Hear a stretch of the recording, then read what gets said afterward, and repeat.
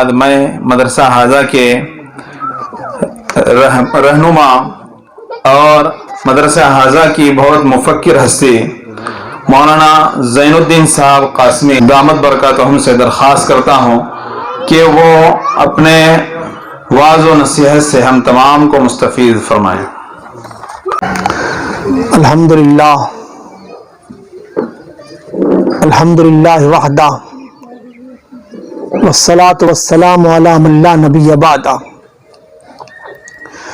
وعلی آلہ واصحابہ الکرام البررہ، اما بعد فاعوذ باللہ من الشیطان الرجیم، بسم اللہ الرحمن الرحیم۔ وَكَذَلِكَ أَوْحَيْنَا إِلَيْكَ رُوحًا مِّنْ أَمْرِنَا مَا كُنْتَ تَدْرِي مَا الْكِتَابُ وَلَا الْإِيمَانُ وَلَكِنْ جَعَلْنَاهُ نُورًا نَهْدِي بِهِ مَن نَّشَاءُ مِنْ عِبَادِنَا إِنَّكَ لَتَهْدِي إِلَىٰ صِرَاطٍ مُسْتَقِيمٍ۔ صدق اللہ العلی العظیم۔ میرے محترم بزرگوں اور دوستوں اور میری معزز ماں بہنیں، میں نے آپ حضرات کے سامنے جس آیت کو تلاوت کیا وہ سورہ شورا کی آیت ہے۔ اسی طرح ہم نے آپ کے پاس وحی بھیجی ہمارے حکم سے۔ آپ کو معلوم نہیں تھا کتاب کیا چیز ہے، ایمان کیا چیز ہے، یعنی حضور صلی اللہ علیہ وسلم کو اللہ تعالیٰ خطاب کرے کہہ رہے ہیں آپ کو معلوم نہیں تھا کتاب کیا چیز ہے، ایمان کیا چیز ہے، لیکن ہم نے اس قرآن کو ایک نور بنا کر اتارا اور ہم اس کے ذریعے ہمارے بندوں میں سے جسے چاہتے ہیں ہدایت دیتے ہیں، اور بے شک آپ کا کام سیدھا راستہ دکھانا ہے۔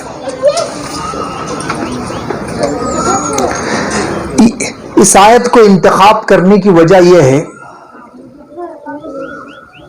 کہ ساری دنیا میں سب سے زیادہ معزز طبقہ ان کی زندگیوں کو لوگ اپنے اپنے دور میں عمل کا نمونہ بنا کے چلے ہیں، وہ انبیاء علیہ السلام کی ذات ہے،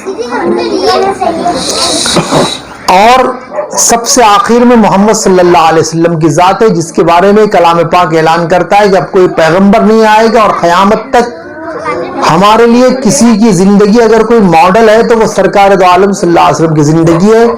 لقد کان لکم فی رسول اللہ اسوۃ حسنہ۔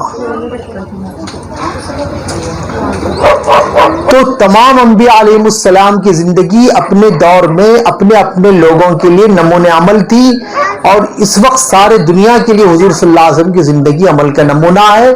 اور تمام انسانوں میں چونکہ اللہ تعالیٰ کی تمام مخلوق میں افضل مخلوق انسان ہے، اور انسانوں میں سب سے زیادہ بہترین طبقہ انبیاء علیہ السلام کا ہے، اور اس میں سب سے زیادہ حضور صلی اللہ علیہ وسلم کی ذات ہے۔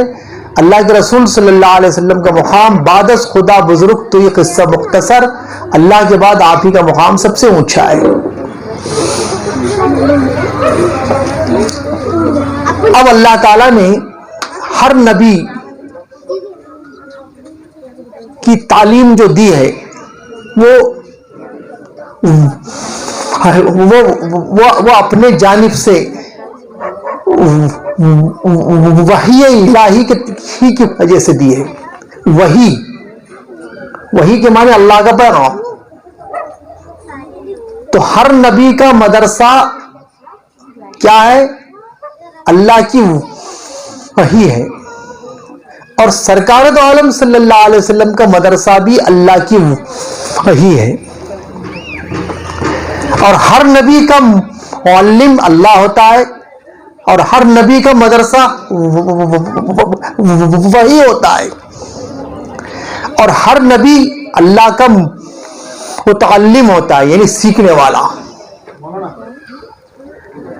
اور حضور اکرم صلی اللہ علیہ وسلم یعنی حضرت آدم علیہ السلام سے لے کر حضور اکرم صلی اللہ علیہ وسلم تک جتنے بھی انبیاء آئے ہیں ان میں کسی کو لکھنا پڑھنا آتا نہیں ہے، وہ امی ہے، اور امی کا ہونا پیغمبر کے لیے بہت بڑی खूबी की बात है, उसके लिए बहुत बड़े कमाल की बात है, और आम आदमी के लिए उम्मी का होना ऐब की बात है। इसलिए कि अंबिया अलैहिस्सलाम दुनिया को सिखाने के लिए आए, और वो दुनिया में किसी से इल्म हासिल नहीं करते, उनका डायरेक्ट मौल्लिम अल्लाह होता है, और उनका मदरसा ये इलाही होती है। उसके बाद अंबिया अलैहिस्सलाम में सबसे आखिरी नबी मोहम्मद सल्लल्लाहु अलैहि वसल्लम, उनका मदरसा भी वही इलाही है, और आपके जितने शागिर्द हैं, अरबी में शागिर्द के लिए तिलमीज का लफ्ज कहा जाता है,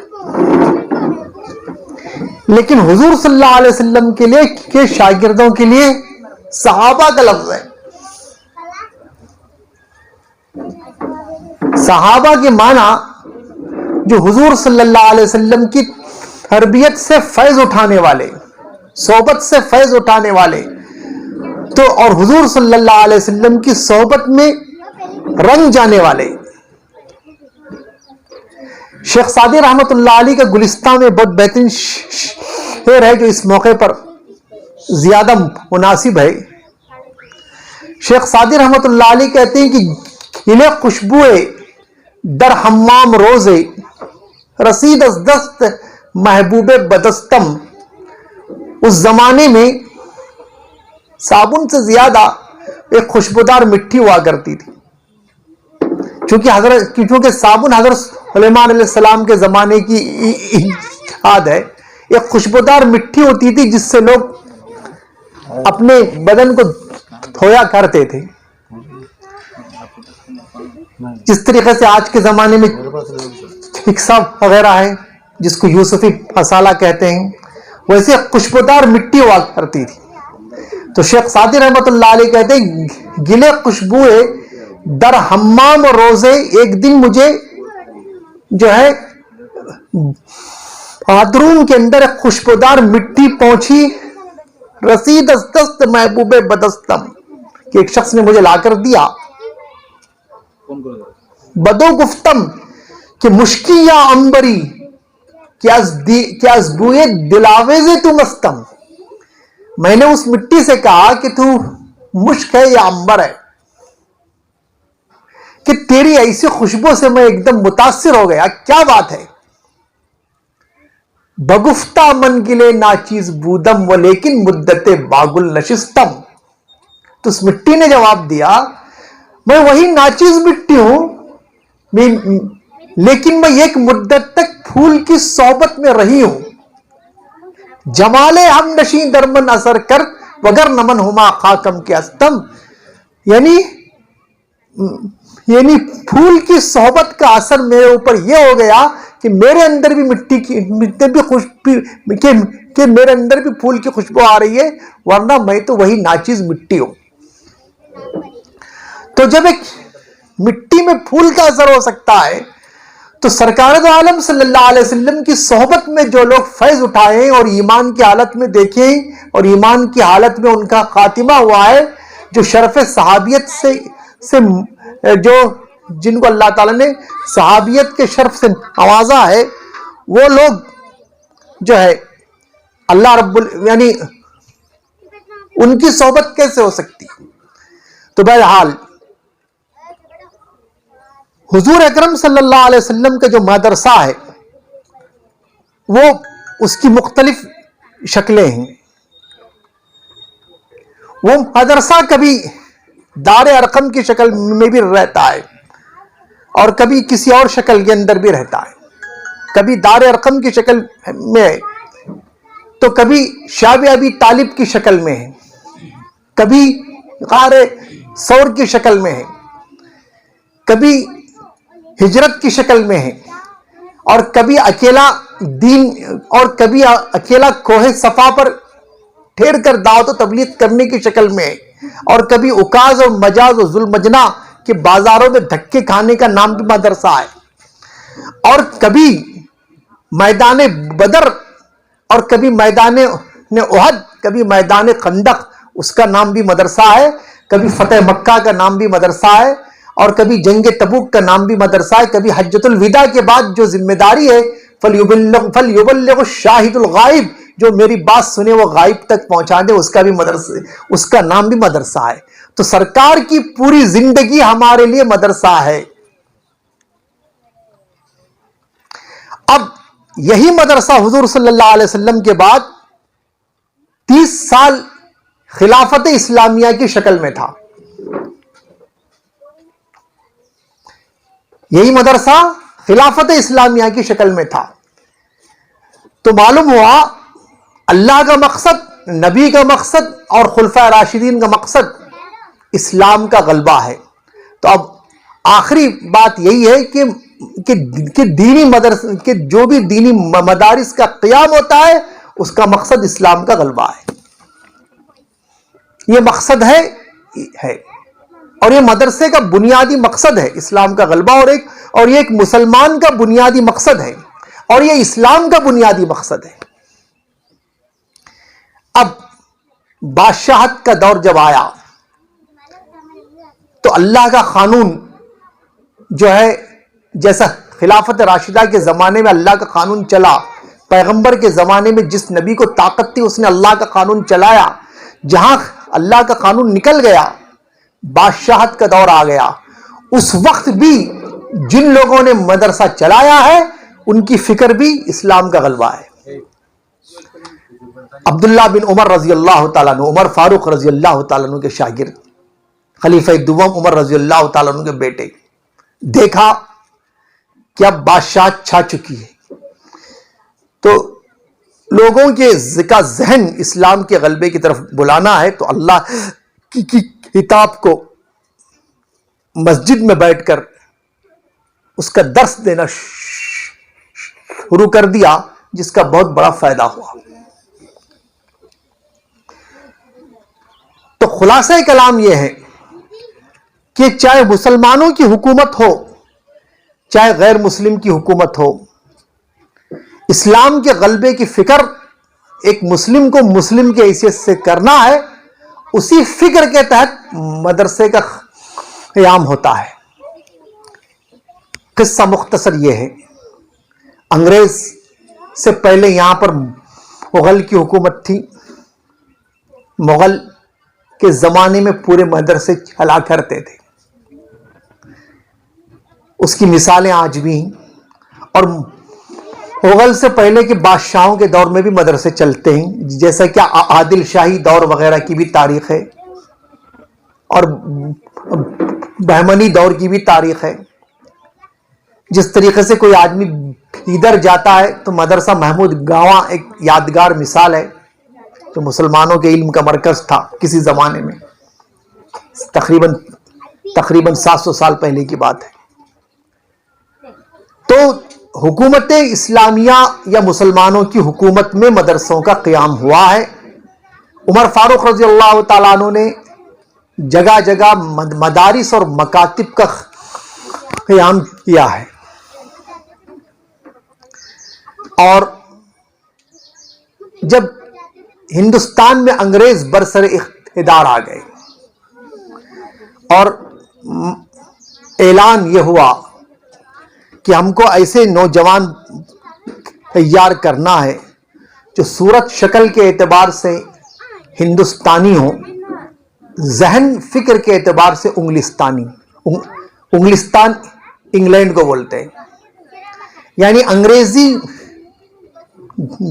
دماغ انگریزی ہو اور عیسائیت پوری بھر جائے، لوگ نام کے مسلمان رہ جائیں۔ آج بھی باطل کی ہی کوشش ہے، آج بھی نائجیریا کے اندر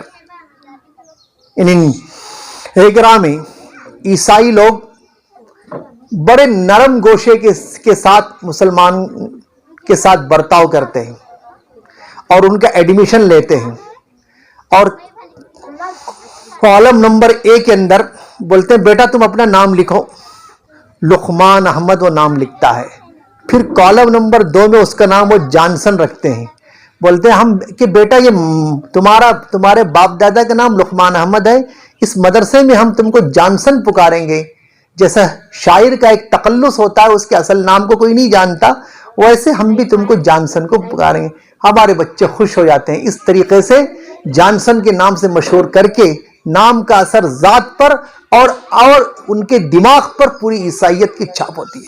آج کی کوشش چل رہی ہے، آج کا پڑھا ہوا میرا مضمون ہے آج کی۔ تو انگریز بہت دماغ سے کام کرتے ہیں، خصوصاً عیسائی مشنریز بہت دماغ سے کام کرتی ہیں۔ تو وہ لوگ آئے، برسر اقتدار انگریز آئے، انگریز سے پہلے عیسائی آئے ہیں۔ واسکو ڈی گاما سب سے پہلے عیسائی آیا ہندوستان میں۔ تو عیسائیت پہلے پھیلتی گئی، پھر انگریز آئے، پھر جگہ جگہ چرچ بنوایا اور گرجا بنوایا، مشنریز پھیلائی، ساری چیزیں ہوئی۔ تو اللہ تعالیٰ نے حجت الاسلام حضرت مولانا قاسم نانوتوی رحمۃ اللہ علیہ، جو دارالعلوم دیوبند کے بانی ہیں، فاؤنڈر ہیں، ان کے دل میں اللہ نے یہ بات ڈالی کہ اب تک جو مدرسے چلتے تھے وہ حکومت سے چلتے تھے، اب ہم کو اللہ کے بھروسے پر دینی مدارس کا قیام کرنا ہے، اور غلبہ اسلام کی فکر کے تحت مدرسہ۔ تو دارالعلوم دیوبند کی بنیاد رکھی گئی۔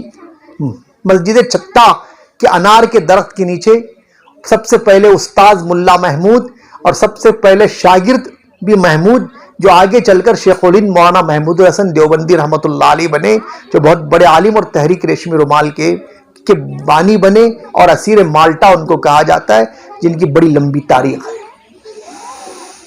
بہرحال تو معلوم ہوا کہ دینی مدارس کا مقصد اسلام کا غلبہ ہے۔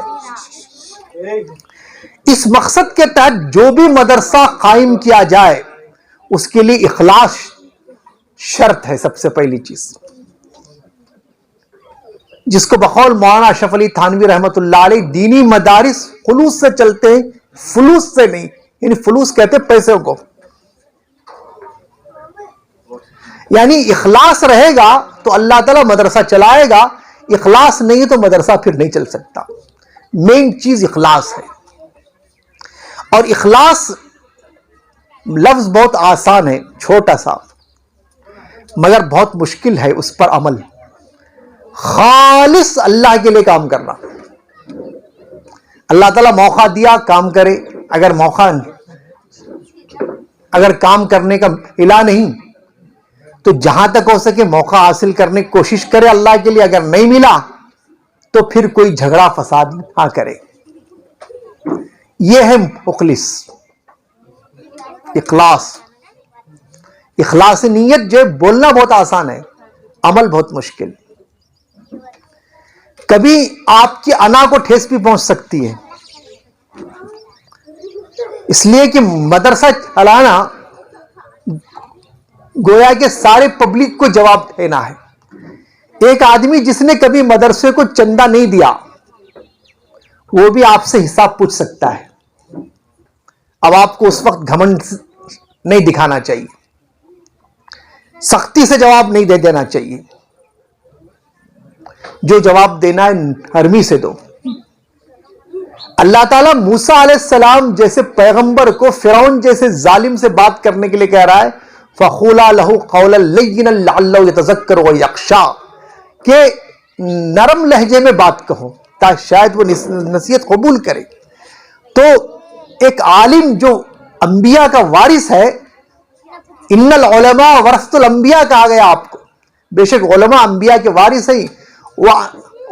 ان الانبیاء لم یورثوا دینارا ولا درہما، اور بے شک نبی دینار اور درہم یعنی سونے اور چاندی کے سکے کا وارث نہیں بناتا ہے، انما ورث العلم، بے شک آپ کو علم کا وارث بنایا جاتا ہے۔ اور علم سے مراد کیا ہے؟ جس علم کی فضیلت آئی ہے وہ وحی الہی کے ذریعے جو علم ہے، یعنی کتاب اللہ، سنت رسول اللہ، قال اللہ اور قال رسول اللہ۔ اب اس کے اندر سب چیزیں آ گئی، عصری علوم بھی آ گیا۔ یہ دین اور دنیا کی تقسیم، عصری علوم کی تقسیم، خلافت اسلامیہ کے ختم ہونے کے بعد دشمن اسلام نے یہ تقسیم کی ہے، ورنہ اسلام کی تاریخ اٹھا کے دیکھیے کہ بڑے بڑے جغرافیہ کے ماسٹر وہ بھی حضور صلی اللہ علیہ وسلم کی صحبت سے نکلے ہیں۔ حضرت خالد ابن ولید رضی اللہ تعالیٰ عنہ نے کہیں جغرافیہ نہیں پڑھا تھا، لیکن مدینے میں بیٹھ کر اسپین تک کے نقشے بناتے ہیں۔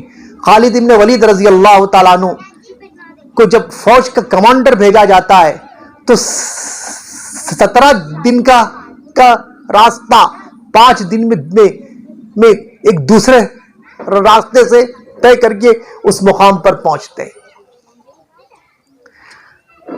حضرت علی رضی اللہ تعالیٰ عنہ نے کہیں الجبرا نہیں پڑھا تھا، لیکن حساب حضرت علی کا اور فیصلہ سب سے زیادہ حضرت علی کے پاس، واخذاہم علی۔ تو عصری علوم، دینی علوم، سائنس، جغرافیہ اور اس دور کے آلات، لیپ ٹاپ وغیرہ سب آپ استعمال کریں، زبان بھی استعمال کریں۔ زبان الگ چیز ہے، کلچر الگ چیز ہے، انگریزی زبان ہو یا کسی اور بھی زبان، چونکہ ساری زبان اللہ کی نشانی ہے۔ وَمِنْ آيَاتِهِ خَلْقُ السَّمَاوَاتِ وَالْأَرْضِ وَاخْتِلَافُ أَلْسِنَتِكُمْ وَأَلْوَانِكُمْ۔ اللہ تعالیٰ کی قدرت کی نشانیوں میں سے ایک نشانی یہ ہے کہ اس نے جو ہے زبانوں میں بھی اختلاف ڈالا ہے۔ تو اور سب سے زیادہ فضیلت عربی زبان کی ہے، لیکن دوسری زبان کی بھی اسلام کے اندر دوسرے زبان کا بھی ایک مقام ہے۔ وَمَا أَرْسَلْنَا مِن رَّسُولٍ إِلَّا بِلِسَانِ قَوْمِهِ، ہم نے کوئی رسول بھیجا ہے، ہم نے کوئی رسول نہیں بھیجا مگر اس کی قوم کی زبان۔ تو معلوم ہوا کہ دینی مدارس کا مقصد اسلام کا غلبہ ہے، اور یہ کہ اسلام کے حامل علماء کو تیار کرنا ہے اور غیر مسلم اور مسلم دونوں تک دین کی دعوت پہنچانا ہے۔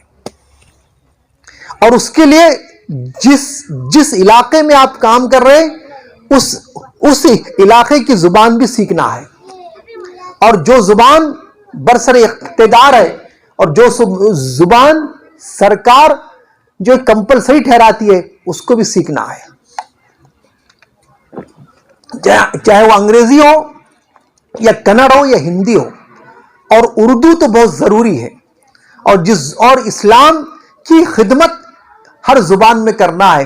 جو زبان کسی جو ہے چل جاتی ہے اس کے اندر بھی ہم کو اسلام کی خدمت کرنا ہے۔ تو خلاصہ یہ نکلا کہ دینی مدارس کی ضرورت، اہمیت اس لیے ہے کہ اس کا کنیکشن ڈائریکٹ وحی الہی سے، اگر وحی الہی سے اس کا کنیکشن ہٹ جاتا ہے تو پھر اس کے اندر ایک دم پوری دنیا پرستی آ جاتی ہے۔ آپ ڈاکٹر بنے، انجینئر بنے، کچھ بھی بنے، مگر ایک مسلمان کی رہتے ہوئے بنے۔ اور ایک مسلمان جب رہتے ہوئے بنیں گے تو آپ صحیح ڈاکٹر بنیں گے۔ آپ کسی کے بارے میں کورونا وائرس ہوا ہے بول کے ڈکلیئر کرنے کے لیے آپ کے اندر اللہ کا خوف بھی ہوگا۔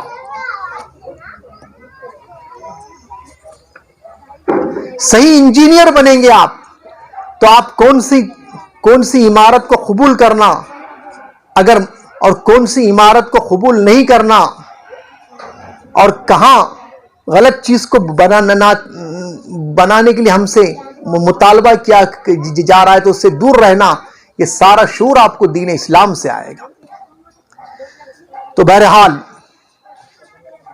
ایک مسلمان کا گھر بھی مدرسہ ہے، اور ایک مسلمان اگر چند بچوں کی فکر کر کے کسی جگہ کسی معلم کا انتظام کرتے ہیں تو اس کا نام بھی مدرسہ ہے۔ اگر محلے کی سطح پر فکر ہے تو محلے کی حد تک مدرسہ ہے، شہری سطح پر فکر ہے تو شہری مدرسہ، ریاستی سطح پر ہے تو اسٹیٹ کا مدرسہ، اور ملکی سطح پر ہے تو ملک کا مدرسہ، اور اگر عالمی فکر ہے تو دنیا کا مدرسہ ہے۔ تو بہرحال خلاصہ کلام یہ ہے کہ مدرسے کو چلانے والے چاہے منتظم ہو یا ایک استاذ ہو، ان کے اندر اخلاص ہونا چاہیے، اور جو پڑھنے والے ہیں ان کے اندر بھی اخلاص ہونا چاہیے، داخل کرنے والے ان کے اندر بھی اخلاص ہونا چاہیے۔ اگر داخلے کا مقصد ان کا کوئی اور ہے تو ان کو بتانا چاہیے کہ بھئی اخلاص کیا چیز ہے، اور یہ بتانا چاہیے کہ بھئی دیکھو یہ دینی مدارس کے اندر جو تم پڑھتے ہو اللہ تعالیٰ تم کو محروم تو رکھے گا نہیں. خیرکم من تعلم القرآن وعلمہ، تم میں سے بہتر وہ جو قرآن کا علم سیکھے اور سکھائے. تو اللہ تعالیٰ کلام پاک پڑھانے والے کو کے بارے میں حدیث ہے کہ اللہ تعالیٰ اسے مانگنے والے سے بھی زیادہ عطا کرتا ہے. جو کلام پاک میں جس کی زندگی مشغول رہتی ہے تو مانگنے والوں سے بھی زیادہ اسے عطا کرتا ہے. تو بہرحال اللہ کے اوپر بھروسہ رکھ کر آپ کو اس تعلیم کے اندر حصہ لینا ہے. اور عصری علوم جو ضروری ہے اس کو بھی پڑھنا ہے، لیکن عصری علوم کا مقصد بھی اسلام کی خدمت انجام دینا ہے. لیپ ٹاپ وغیرہ جو بھی سیکھیں، کمپیوٹر، واٹس ایپ، فیس بک وغیرہ جو بھی آپ سیکھیں، اس کا مقصد بھی اسلام کی اشاعت ہے. یہ مقصد ہے. اسی لیے دینی مدارس میں اسلام کی یعنی دینی مدارس کی اہمیت ہے اور اس کی ضرورت ہے. ایک مرتبہ بغداد کا ایک بادشاہ، اس نے مدرسہ کھولا. کھولنے کے بعد جائزہ لینے کے لیے آیا.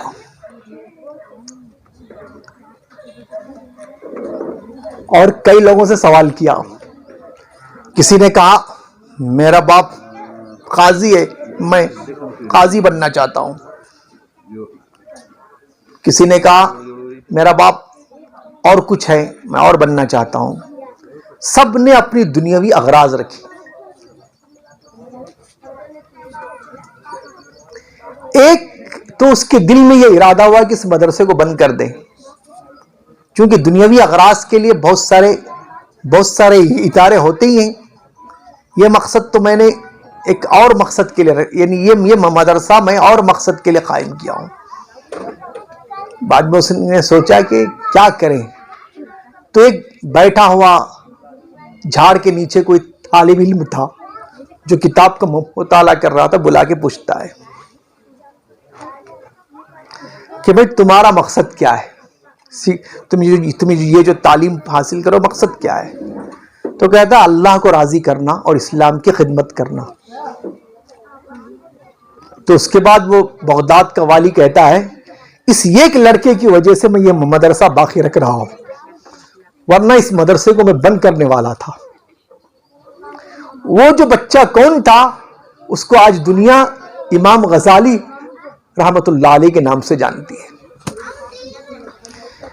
امام غزالی رحمت اللہ علیہ انہوں نے فلسفہ یونان کا مقابلہ کر کے فلسفہ اسلام بنایا اور اسلام کے بہترین متکلم بنے، دائی بنے، مجدد بنے. بہرحال تو خلاصہ کلام یہ نکلا کہ دینی مدارس کی ضرورت کیوں ہے، اس کی اہمیت کیوں ہے اور اس کا کنیکشن کیا ہے. وہ ساری باتیں میں نے آپ کو بتلایا کہ حضور کی سیرت کی جھلک کا نام مدرسہ ہے. اور جو دینی مدارس کے اندر جو ایک کلام پاک پڑھایا جاتا ہے اس کے اندر یہ بھی بتلایا جاتا ہے کہ امن کی حالت کے احکام الگ ہیں، جنگ کی حالت کے احکام الگ ہیں. بعض لوگ بولتے ہیں کہ دینی مدارس سے دہشت گرد پیدا ہو رہے ہیں. دہشت گردی نام کس چیز کا ہے؟ اگر ظلم کو روکنے کا نام دہشت گردی ہے تو پولیس بھی بہت بڑی دہشت گرد ہے. پولیس کس لیے ہوتی ہے؟ ظلم سے روکنے کے لیے. تو ویسے ہی اگر یہ کہ ظلم کے خلاف آواز اٹھنے کا نام دہشت گردی ہے تو ایسی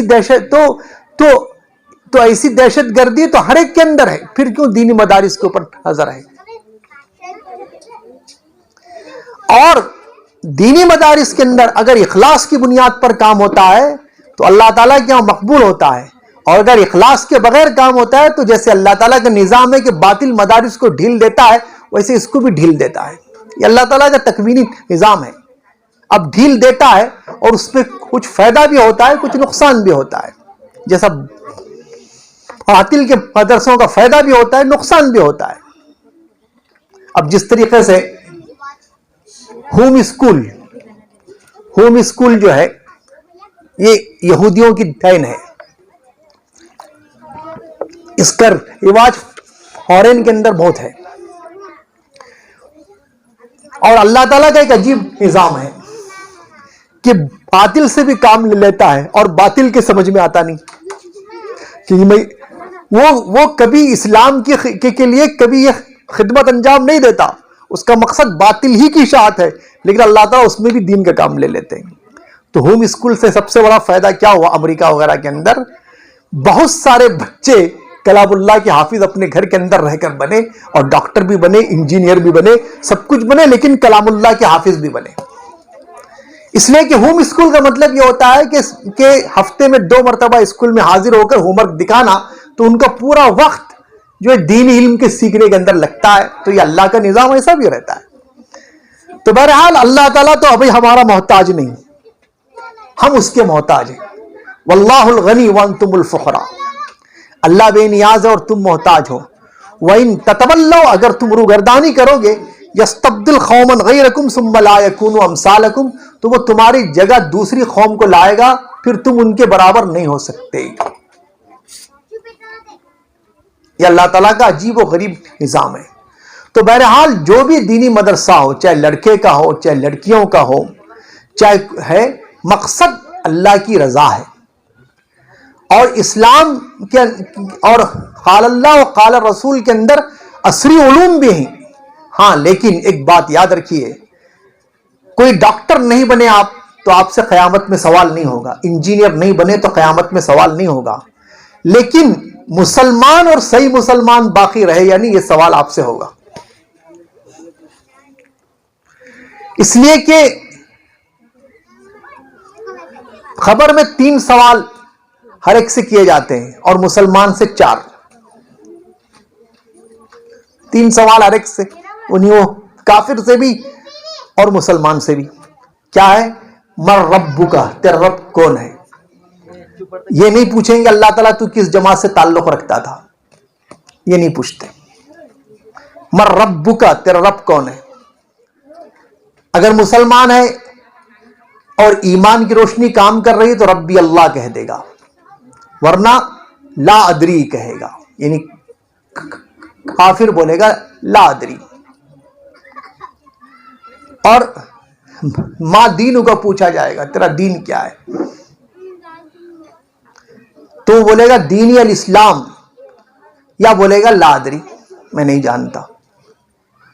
من نبیوں کا پوچھا جائے گا، اور حشر میں، اور یہ کہ بعض روایت میں کہ حضور کی شکل دکھلائی جائے گی، تو حضور کی شکل جب دکھلائی جائے گی تو کہے گا یہ میرے نبی ہیں، یا دوسرا جواب ہوگا لا ادری، میں نہیں جانتا۔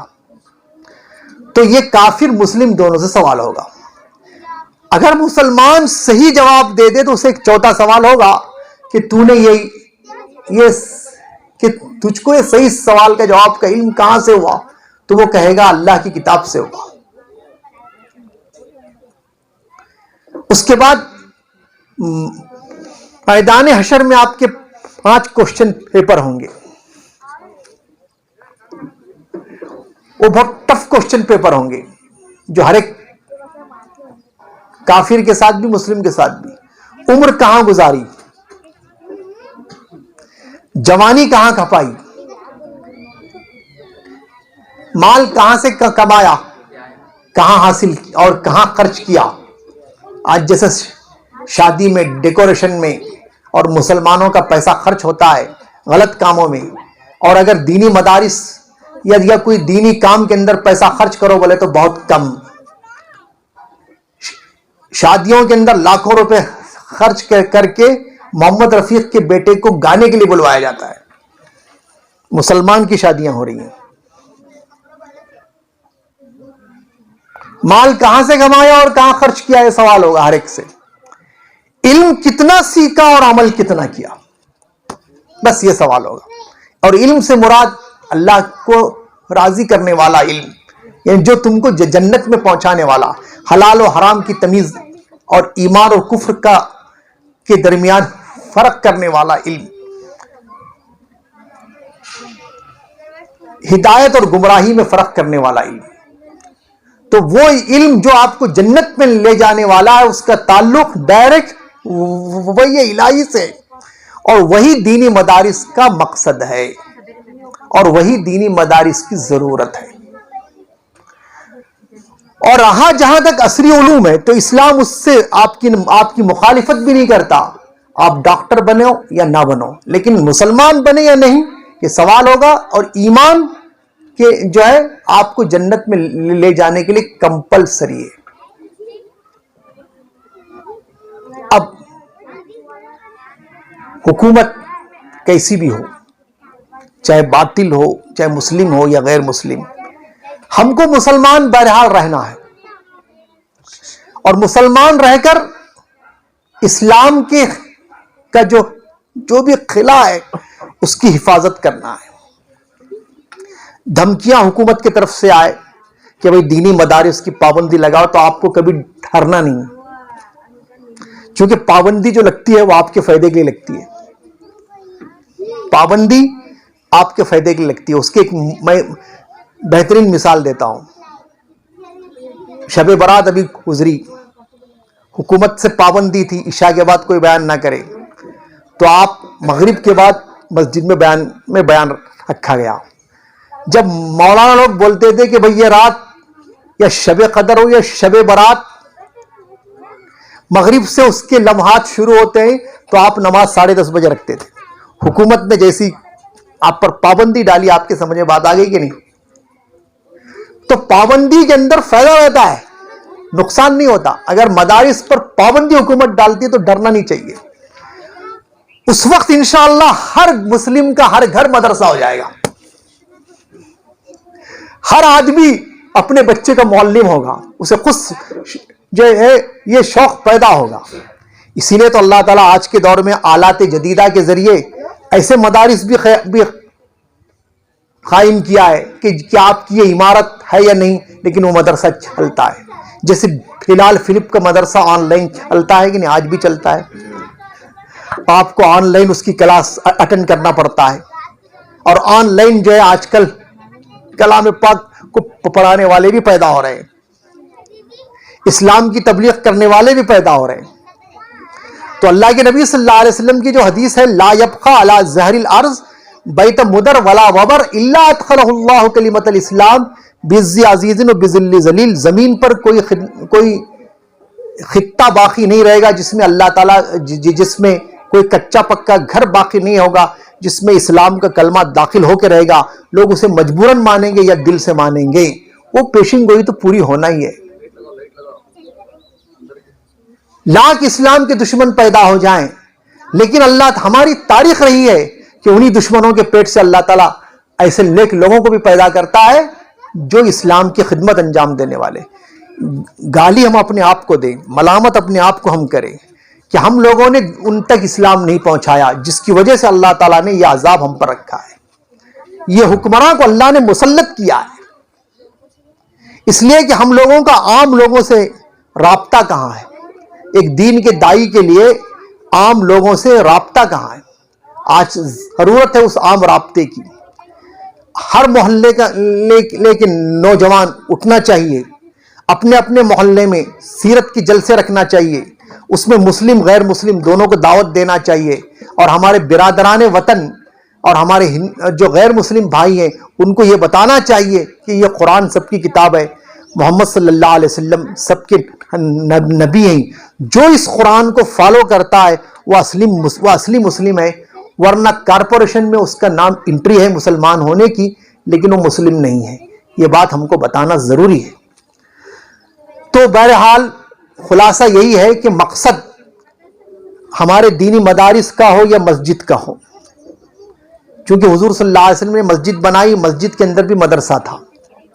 مسجد نبوی اللہ کے قانون کی سیکریٹریات کا نام ہے، وہاں دینی مدارس کی بھی تعلیم ہوتی تھی، احکام اسلامی کا نفاذ بھی ہوتا تھا، اور اللہ کے رسول صلی اللہ علیہ وسلم حاکم بھی تھے، پیغمبر بھی تھے، حاکم بھی تھے، اور قانون اسلامی کا نفاذ بھی ہوتا. تو مسجد نبوی ہو یا مدرسہ ہو، دونوں کا مقصد یا آپ کا گھر ہو، سب کا مقصد، ایک مسلمان کا مقصد اسلام کا غلبہ ہے. اسی فکر کے تحت آپ کو یہ مدرسے کو باقی رکھنا ہے اور تمام مدرسوں کو باقی رکھنا ہے. اس کے لیے آپ کو آپ کو جو بھی تعاون کر سکتے ہیں آپ کو تعاون کرنا ہے، چاہے مالی ہو یا وقتی ہو، جو بھی تعاون کرنا ہے 40 منٹ کا ٹائم دیا گیا تھا، وقت ہو گیا ہے اور آپ کو معلوم ہے میں وقت کا پابند ہوں، تو اس لیے اب بات کو ختم کرتا ہوں. وآخر دعوانا الحمدللہ رب. ماشاء اللہ. اللہ تبارک و تعالیٰ استاد محترم مولانا زین الدین سرسی قاسمی صاحب کو جزائے خیر عطا فرمائے. بہت ہی بہترین انداز سے اپنے نصیحتوں سے ہم تمام کو نوازا ہے انہوں نے. آگے بھی انشاءاللہ ہماری رہبری کریں، ایسے ہمارے سب کی، ہمارے ممبران کی ان سے التجا ہے.